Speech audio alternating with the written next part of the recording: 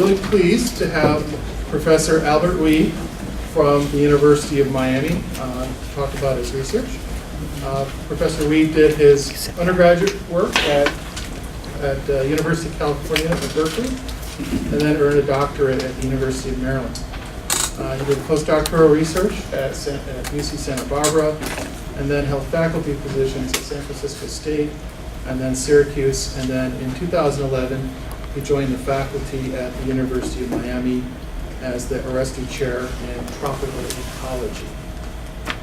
He's done research on ecological mechanisms and the genetics of evolution. He does projects all over the planet, from lizards on the campus of the University of Miami to birds on tropical islands on the other side of Earth. And his research involves students. He has high school, undergraduate, and graduate students all working in his labs. Recently, his work was the subject of a documentary called Islands of Creation that's been showing on the Smithsonian Channel. Also, it's been showing out in our lobby, so if you see the video wall on the lobby, it's been running. I'm really pleased to introduce Dr. Wee. Thank you.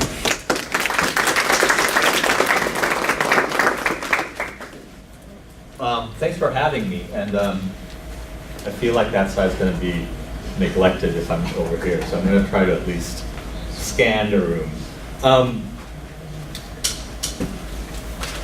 I was trying to think of what I should be talking about today, given that this is a more general group, environmental science and so forth. So I felt that maybe I should talk about the work that we've been doing in the Solomon Islands, both in the academic and the conservation work that we started doing there that might fit more of what you're interested in, as well as the theme of this week. So I'm going to talk about today the scientific side of how species evolve and are created in nature and how they're maintained, and then kind of end it with what's going on in our planet in terms of diversity and what we're trying to do, at least in a small scale, in our group. So when you go outside, across the globe, or even just outside, you see this amazing diversity in nature. And this amazing diversity largely arises because each organism, or each species of organisms, tries to make a unique living. Right? You have organisms that take advantage of the power of the sun to produce their own energy, and then you have organisms that eat the organisms that create their own energy from the sun, and then you have organisms that eat the organisms that produce the energy from the sun. And this great diversity is kind of what's this kind of breaking up the environment is a great engine for creating the diversity that we see out there in nature. And remarkably, even if you look at a small group, let's say represented by a hummingbird, when we look at birds, you also see this great diversity just even within that group. You have organisms that just eat the nectar, you have those that eat insects, and you have those that eat the insect eaters and so forth. Right? You get this relationship where different organisms are doing different things. And on top of making a living on what you eat and what you produce, organisms also partition how they communicate with each other. So on the one hand, you have organisms trying to figure out how to make a living, and on the other hand, you have organisms trying to figure out how to talk to each other, how to communicate. And this diversity also is generated. So this is a group of birds here that you can see outside, warblers, and you can see they all eat insects, but they all look different, and that's because they communicate with each other in a unique and different way. So this twofold process of creating diversity to figure out how to eat or what to eat and what to produce, and then how to communicate with each other, is what a lot of folks think is generating the diversity of our planet. So the question that I want to tackle today, is one example of one of the work we're doing in the Solomons, is this question: how is this diversity generated? And once generated, how is it maintained? So for decades and for maybe centuries now, folks have been trying to answer that question. But now we're faced with a challenge as scientists and as society in general to try to understand diversity while it's going away. So most scientists now believe we're in the 6th mass extinction event of our planet. Globally, in the past 500 million years, we've had 5 extinction events. The most recent one was about 60 million years ago when dinosaurs went kaput, right? But now we're on the 6th one.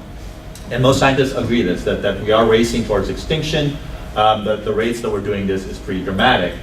Here's a couple of papers that just came out talking about the rates of extinction that's happening on our planet. And this is one dramatic thing that they've found.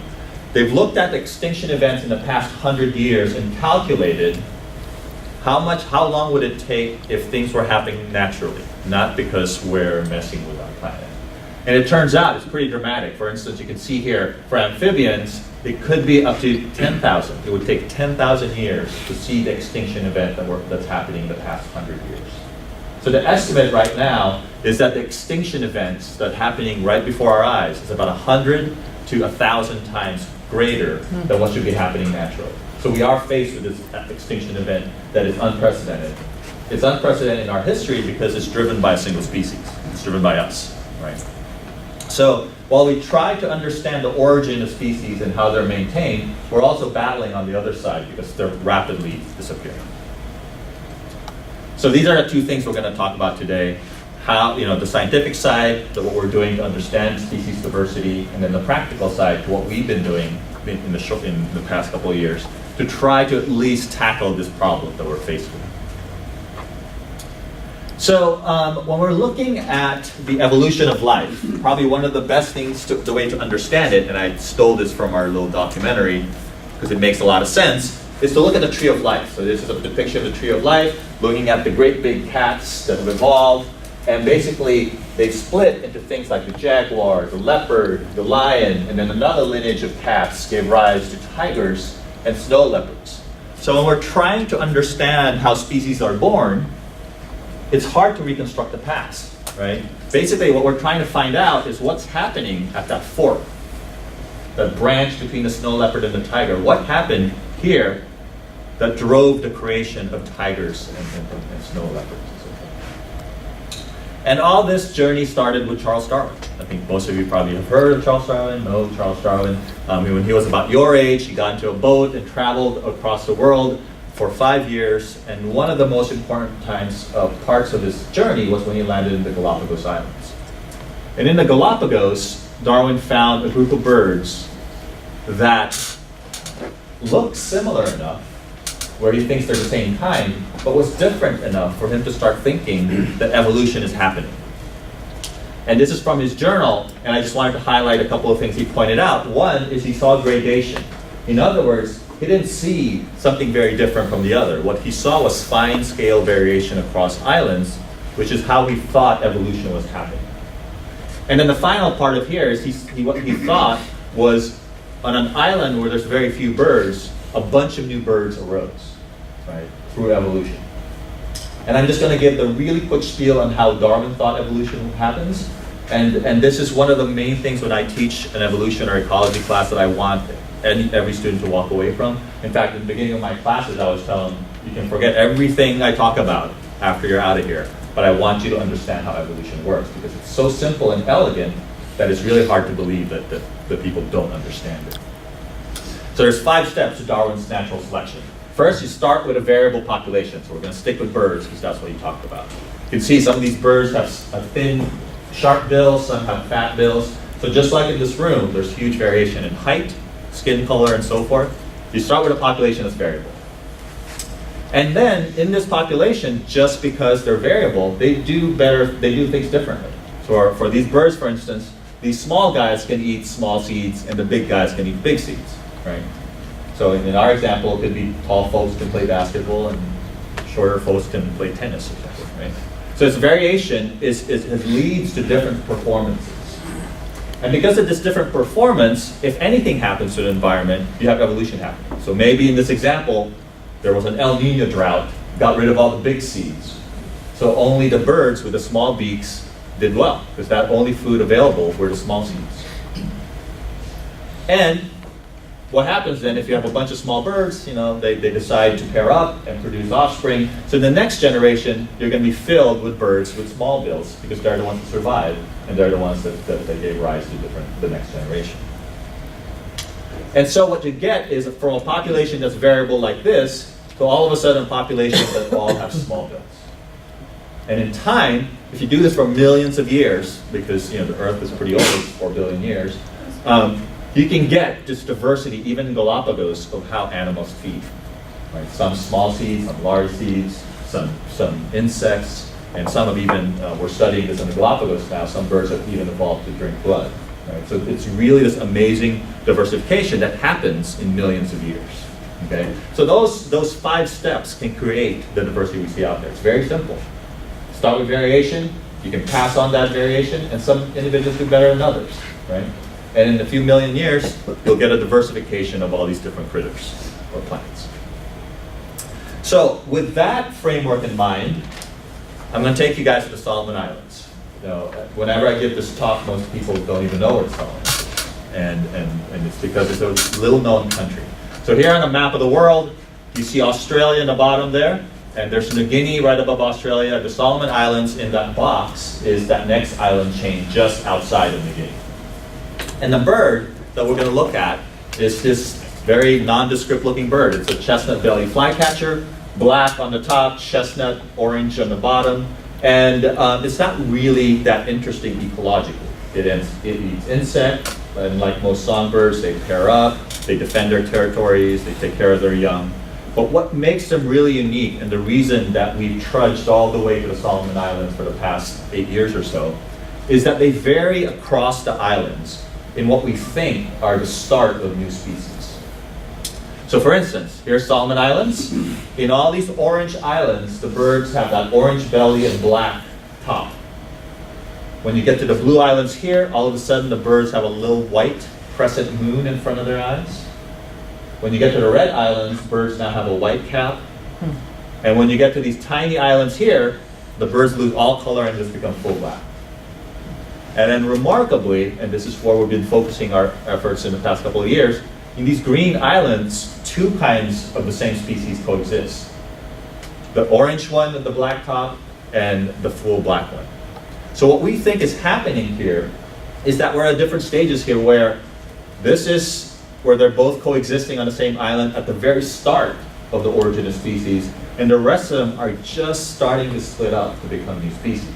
So to understand how new species are originated and are born, we are trying to find populations that we think are on the act of evolving and changing into new species, right? Trying to find that fork in the road, trying to figure out what's happening at that fork that I talked about with tigers.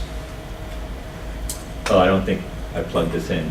But the other thing that's different across islands is the song. You know, all you could go outside, you hear mockingbirds and cardinals and so forth singing, but these guys also sing differently. So from these islands here, they have this is a sonogram, this is a very simple song. It's like over and over again. So it's a very simple song.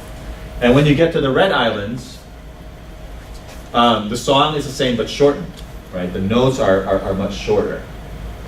And what's interesting though is when you get to those melanic, the black or melanic population, oh, thought I heard it. Yeah. Or am I imagining that? But now the song is that monosyllabic, you heard it. Right? Instead of that very simple song, all of a sudden they're singing this kind of duosyllabic song. And remarkably, in that orange island next to the black island, the melanic island, you have birds, there you go, singing a very similar song. So what we have here are populations that are changing in appearance, but also changing in song, which are important in birds in terms of communication. As you can see, if you go outside, you hear mockingbirds singing everywhere. So the 3 questions scientifically I'm going to quickly go over are these things that we've been tackling for the past 10 years or 8 years. We need to understand the evolutionary history of the group, right? Because they weren't just around yesterday, they've been around for a while. We need to understand what happens to the populations if you have a change in color and a change in song. It may matter to us when we're looking at it, but the real question is, does it matter to the birds? Right? And then finally, probably one of the hardest things biologists are trying to figure out is what's the genetics behind this difference? In other words, how do you pass it on from one generation to the other? And so these 3 things I'll quickly go over and kind of give you guys an idea of where we're at in terms of answering these questions. So first, evolutionary history. It's really hard because we're talking about thousands, if not hundreds of thousands of years of evolution. So the one simple way to do this while studying existing populations is to do genetics and to do phylogenetics.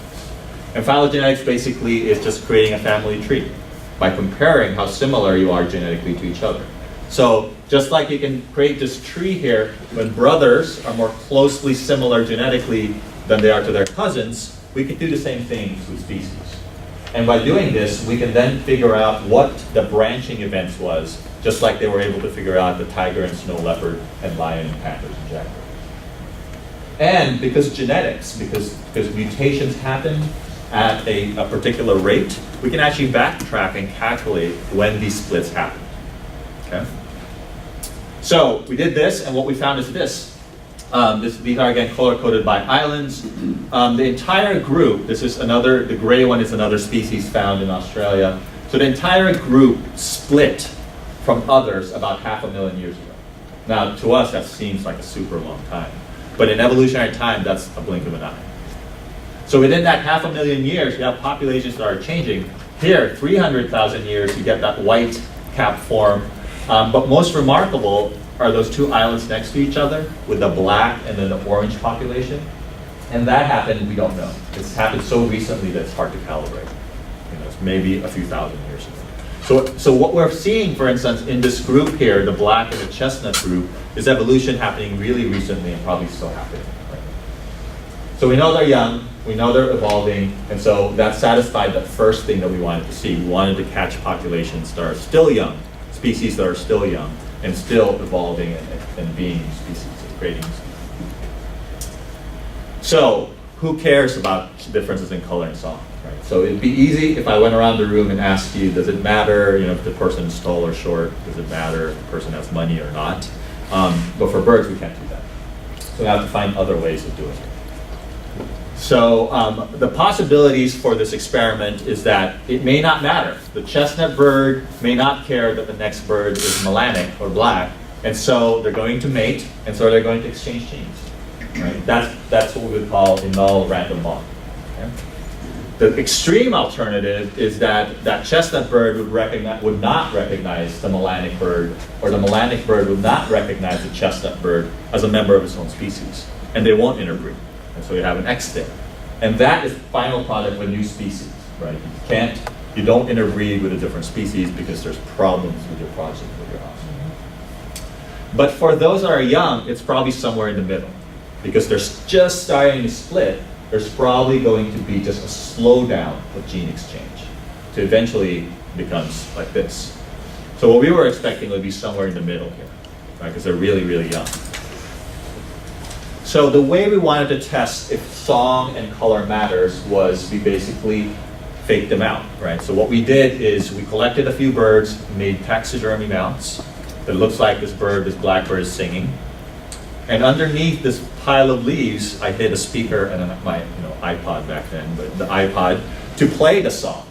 Basically finding territories, doing this, and asking the birds that are living in those territories whether they recognize this bird as a competitor, as a member of their own species.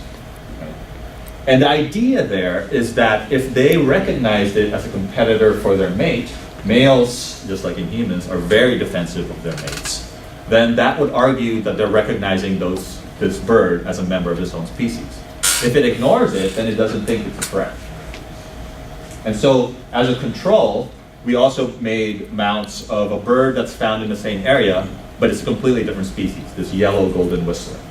So this will serve as a control because it should not recognize it. It should not attack, it should ignore it. While this, we're predicting that it would react to it. And so we did this all over the place, but we focused on that black island and the orange island because they're so close to each other, and we found out that they're really closely related. And so we went around this island, basically looking for territories, doing experiments, my crew and I. And we were able to do this following grouping. So we could make a chestnut bird singing a chestnut song, a chestnut bird singing a black song, a black bird singing a chestnut song, black bird, black song, and then that control bird that looks totally different and is a different species. So we presented it to them. Here's one from, just to show you it actually works. So that's one of our mounts in the chestnut population. And there's an angry male. It's really, really angry. It actually, that mount got destroyed because the filmmakers decided to run it for 20 minutes and they all beat it up. So it works. They think it's a living bird. They think it's an intruder. Oops. And so here's what we found. So what you see here on the y-axis here is aggression score. Higher values means it came down and got mad, just like that video. Lower values mean it ignored it. Okay? And these are for birds that have the orange or chestnut belly. And the first thing you want to look at here is the yellow birds. It's super negative. It's -1. Means it totally ignored it. Right? And then, but if you give it a chestnut bird with a chestnut song, it's a positive value. If you mess with the song, the value goes down. If you mess with the mount, the value goes down even more. And if you give it a black bird and a black mount, it goes really down. So at least for chestnut birds, it looks like they're using both the song and the color of the plumage to recognize competitors. Likewise, if we do the black birds, they ignore the yellow birds, but they really get angry with a black bird and a black song. It goes down if you mess with the song. If it goes down, it's even more if you mess with the mount or the color, and then it goes even down when you mess with both the color and the song. So what we have so far then is that the differences in color and song are indeed important to the birds themselves, not just to us. And that suggests that they're starting to become new species because they're no longer recognizing each other fully as competitors or potential enemies. So actually in 2 weeks, we're heading back to the Solomons. And what we're going to do is actually change the color of live birds to see how they interact with each other. So we're going to paint chestnut birds black and then see what the females will do.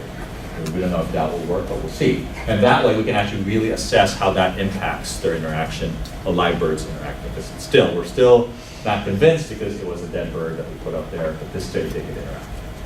But for now, it does seem, the evidence suggests that it's important to them, and they're on the road to becoming new species.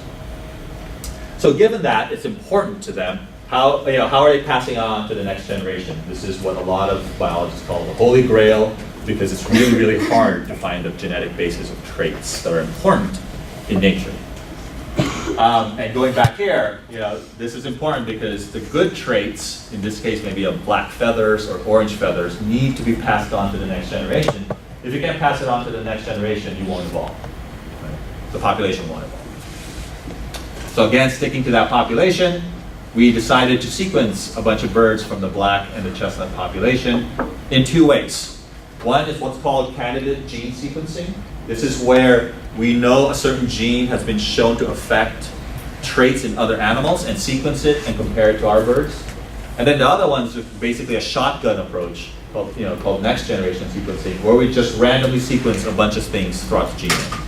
And it's pretty amazing now that our technology is evolving so fast that you can do this in wild organisms. You can get thousands of markers with wild organisms. And so this is the combination we're doing. So with that next generation sequencing approach, we were able to find 70,000 markers spread out towards the bird genome.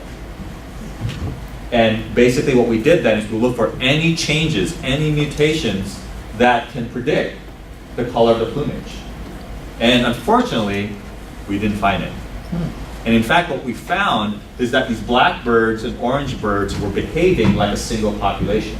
Their genes were so similar that if you just use these 70,000 markers, you can't tell them apart, which is crazy, right? Because they look so different. It would suggest to us that only 1 or 2 genes might be important. So we went with a candidate gene approach, and we went with the first culprit, potential culprit, called the melanocortin receptor, MC1R, which in vertebrates is known to regulate color, pigments. In humans, it's in our skin, in our hair follicles. In birds, it's in the feather follicle. In fish, it's in their skin. And basically, MC1R is the gateway to your melanocytes. So that if it's bind to MSH, it produces eumelanin and creates black pigments. If it binds to agouti, it gets turned off and it produces pheomelanins, and you get the orange and the beige and the light coloration. So it's a very simple trigger, yes or no, black or not black. So this is what MC1R, this is the protein sequence of MC1R embedded in the plasma membrane of the melanocyte. And what we found was only one change, right in that spot. That changes from an aspartic acid to an asparagine. So it changes the polarity of that particular amino acid residue, which could affect the shape of that of MC1R. And if we look at it, so this is the map of the entire group again, chestnut birds all around here, and then the melanic birds here. they're diploid, so they have two copies of one from mom, one from dad, so they can have two aspartic acids or two asparagines or one of each, a heterozygote. Right? So we try to look at how that maps out into this big picture. And remarkably, here's what we found. Every bird with an orange belly, including the different species here, have two copies of aspartic acid. Except 3 birds in this one island next to the black population have 1 copy of aspartic acid and 1 of asparagine. We'll come back to that. And in the black population, everybody has 2 copies of asparagine, except 3 birds that had a copy of each.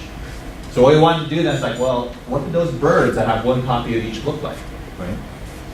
So it turns out, if you have 2 copies of aspartic acid, you look like this, orange belly. 2 copies of asparagine, you look like this. If you have 1 of each, you're halfway. So we were pretty excited to see this.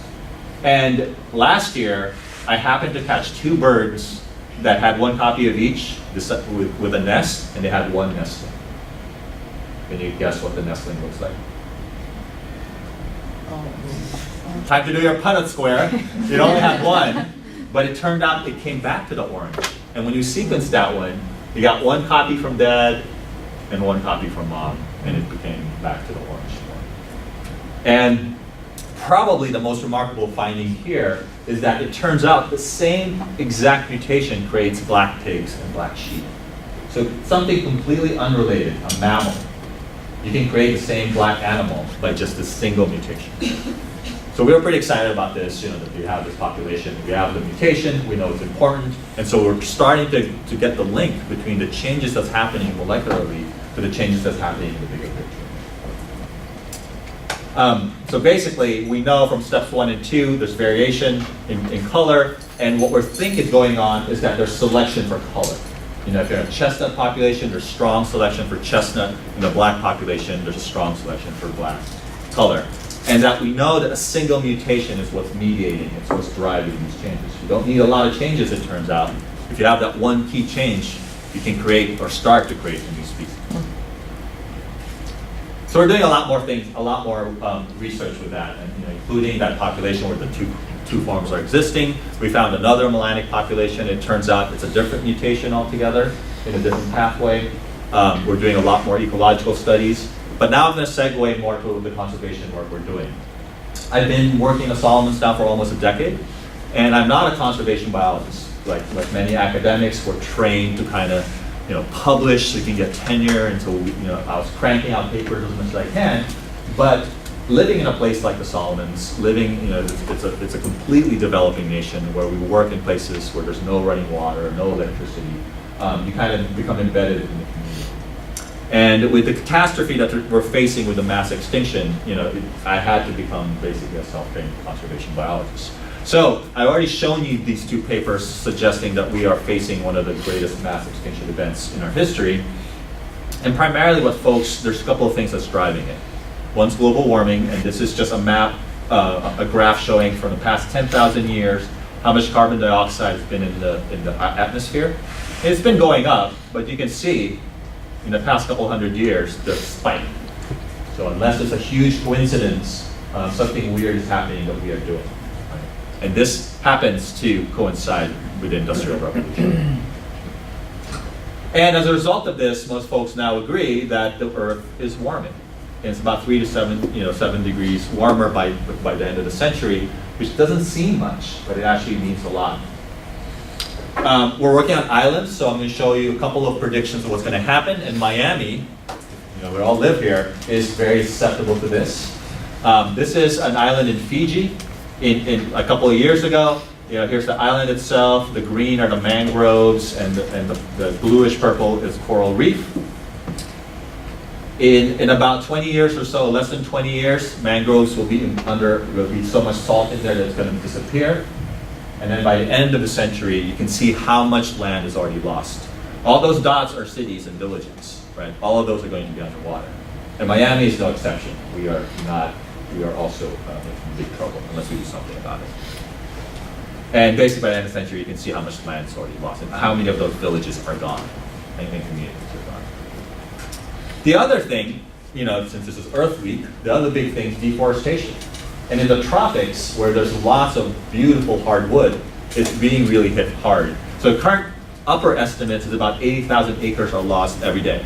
And that's about 60,000 football fields. So that's really hard for us to imagine how much we're harvesting our planet. And on top of that, about another 80,000 is lost every day just from degradation, from doing stuff like building cities and so forth. Right? So we are definitely harvesting it beyond our capacity. Solomon Islands, they were politically unstable for decades, so they were, and as a result of that, people stayed away from them.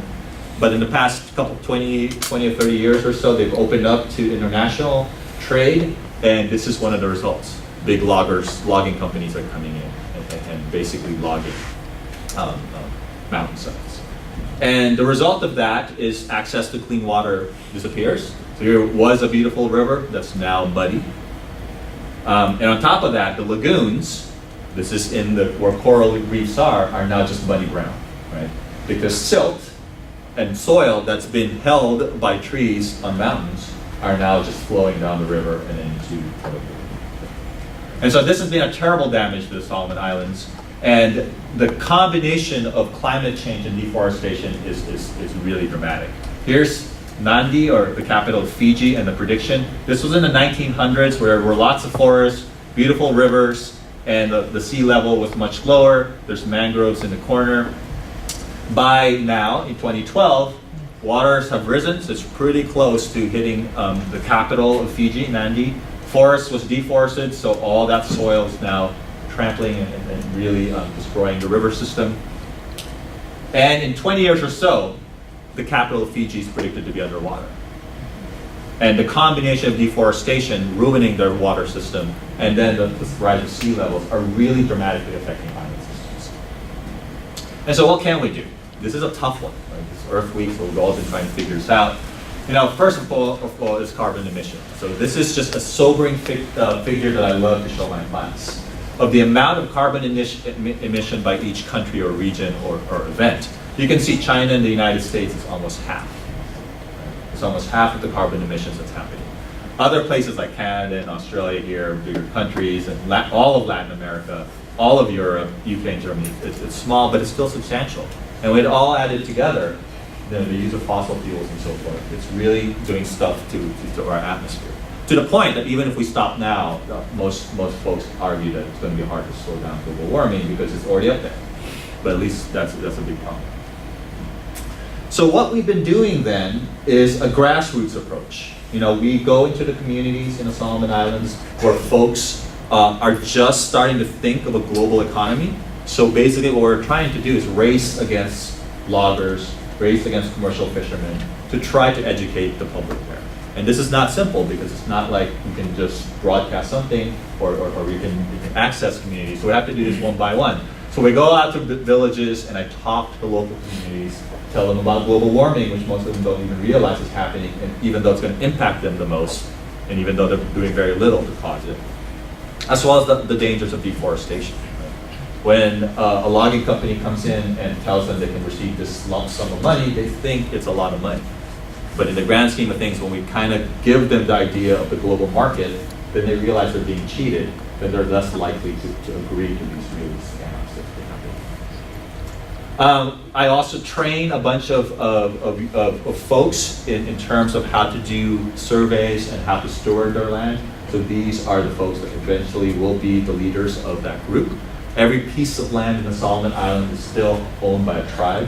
The beauty of the place, beautiful for conservation, but also amazing for loggers. Because if you're an international logger, you just need to talk to a chief and basically give them money, and then you have access.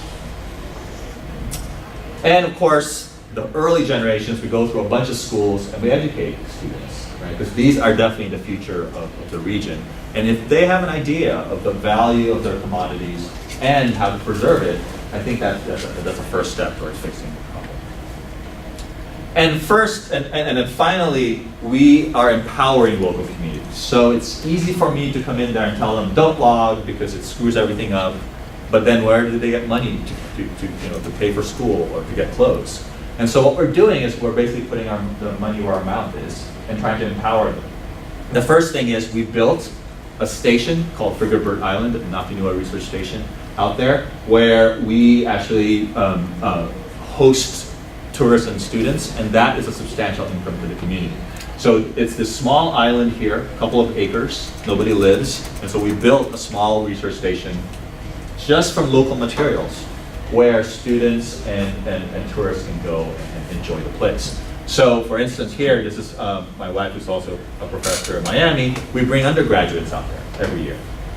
And remarkably, just bringing a group of undergrads provides them with enough income so that they can be okay for that year. Right? They don't need much. Everything else they can get in the forest or in the sea, but they do need to pay for school, they do need to pay for clothes. And the benefits of us just coming there for 3 or 4 weeks in the summer is enough to at least keep them afloat. And now that we're really setting it up for ecotourism, we hope that this community will kind of understand how to better manage the resources. The other thing that I'm now really working hard to do is actually conserve the areas that are still pretty good, that still haven't been logged. And there's a lot of it, especially, this is Makira Island where we've been doing our research. A lot of this side, the southern side, the weather coast side, is still pretty pristine because it's largely inaccessible. Bad weather, that's what it's called, the weather coast, makes it less accessible, but loggers are starting to come in. So I've been talking last year, for instance, with this community, the Nasafua, Carayupina, and Pomarera communities, the NKP area here, that's basically about 180 square kilometers of pristine forest. And we're trying to convince them and trying to find ways to preserve this area. And it's hard to kind of imagine how big this is. It's not that huge. It's about the size of Miami. Well, Miami's pretty big, the city of Miami. But the idea here is if we start conserving an area like this, where it still has this beautiful montane forest that's still untouched, it has these amazing river systems that's still untouched, many species still undescribed. And in contrast to that lagoon I showed you, this is what their lagoons look like, right? And so if we can convince those folks to conserve that area, word will spread around, right? And then the next folks will want to do it, and the next folks will do it. So what we're trying to do now is basically, I've been talking to potential donors, I've been talking to NGOs to try to get sponsors for these regions.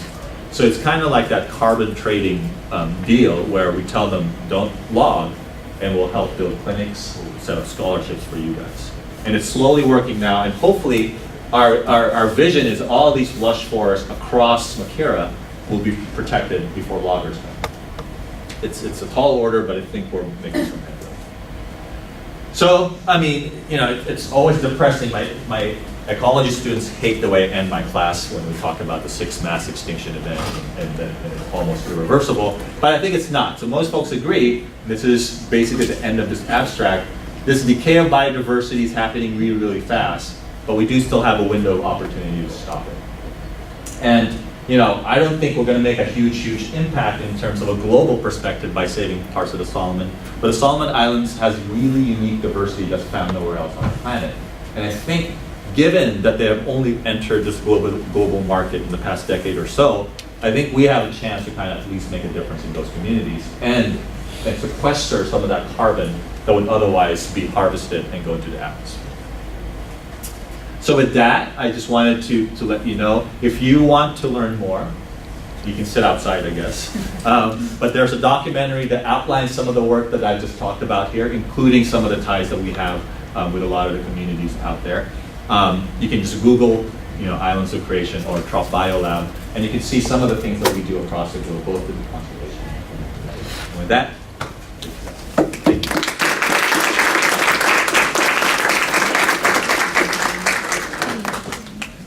Does anybody have any questions? I'll ask them. What language do you speak in Solomon? So the Solomon Islands, each island, and in fact even within islands, they have their own languages. And so I've been trying to pick those up, but basically if you go to the next village, they almost speak a different language. And so it's really hard. But they do have a national language in Pidgin, which is basically almost like a Creole. And the history behind it is pretty sad because it's basically in what they call the blackbirding days in the early 1900s, Australian companies, coconut plantation companies would go into the Solomons and take Solomon Islanders back to Australia and for the plantations. And the way that the companies could talk to the locals is they created their own language, which is basically a mix of English and so forth. And that has been taken back when folks come back, and now it's the national language in the Solomons. And so, basically when I went there, I was still kind of this gung-ho young scientist, just basically showed up at somebody's doorstep, spent a few weeks there, and then just kind of picked it up. And so now, you learn it and you talk to them, and basically that also helps, because you speak their own tongue. And so when we go through communities, we can speak Pidgin across the Solomon Islands, and then they also speak their own language. So if they don't want me to understand something, they start talking in their own language. And so that's when I know something's up. But for the most part, yeah, we can speak Pidgin across the archipelago. Is the Peace Corps in the Solomon Islands, and are they doing anything useful? So the Peace Corps has been in the Solomon Islands, and there are a few of them in there. And this is nothing political. The Peace Corps has done marvelous stuff, but they've also done some ecologically not so good stuff. Probably the most common one, and I think they regret it, and many folks regret it, is the introduction of tilapia, the fish, into the lakes, because they're hardy, they grow fast, and it's an awesome source of protein. I mean, it's a beautiful fish, but they grow fast and they eat everything. So when they throw them in the lakes, all the endemic fish are gone. So there's a couple lakes where we've been where folks don't know what was in there, because it's all just tilapia from the introduction 30 or 40 years ago. But that said, a lot of the clinics, a lot of kind of the infrastructure in these really remote villages are products of different kinds of Peace Corps or USAID or USAID. But I think, the partnership between conservation biologists and biologists and these NGOs that help communities really needs to happen more directly, because I think that the conversation needs to happen so that the impact is both socially and environmentally friendly. All right, let's thank our speaker again. Thank you.